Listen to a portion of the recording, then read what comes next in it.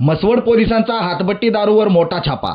800 litre रसायन, 30 litre दारूसह 17,500 रुपयांचा मुद्देमाल जप्त. नमस्कार, आपण पाहत आहात क्रांतीपत्र न्यूज. सातारा जिल्ह्यातील माण तालुक्यात बेकायदेशीर हातभट्टी दारू निर्मितीवर म्हसवड पोलिसांनी मोठी कारवाई केली आहे. या कारवाईत हातभट्टीची दारू आणि दारू निर्मितीसाठी वापरले जाणारे मोठ्या प्रमाणातील रसायन जप्त करण्यात आले असून एका संशयिताविरुद्ध महाराष्ट्र दारूबंदी अधिनियमांतर्गत गुन्हा दाखल करण्यात आला आहे. मिळालेल्या माहितीनुसार 9 जुलै 2026 रोजी दुपारी सुमारे 1:45 सुमारास माण तालुक्यातील वरकुटे मलवडी गावाच्या हद्दीतील खरातवाडी तलावाच्या खालील बाजूस म्हसवड पोलिसांनी छापा टाकला.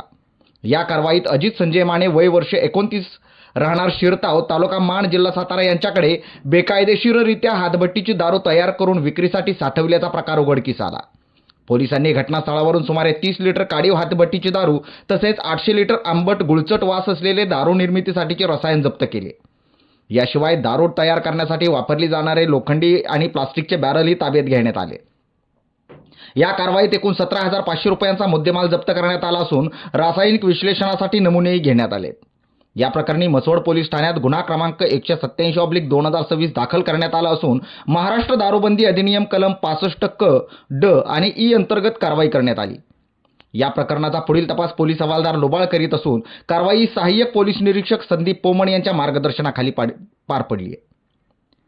बेकायदेशीर हातभट्टी दारू निर्मिती आणि विक्रीविरोधात पोलिसांनी कारवाईची मोहीम अधिक तीव्र केली असून अशा बेकायदेशीर धंद्यांवर कठोर कारवाई सुरू असल्याचे पोलिसांनी स्पष्ट केले आहे. अशाच ताज्या आणि विश्वासार्ह बातम्यांसाठी आमच्या क्रांतीपत्र न्यूज या चॅनलला लाईक, शेअर आणि सबस्क्राईब करा. धन्यवाद.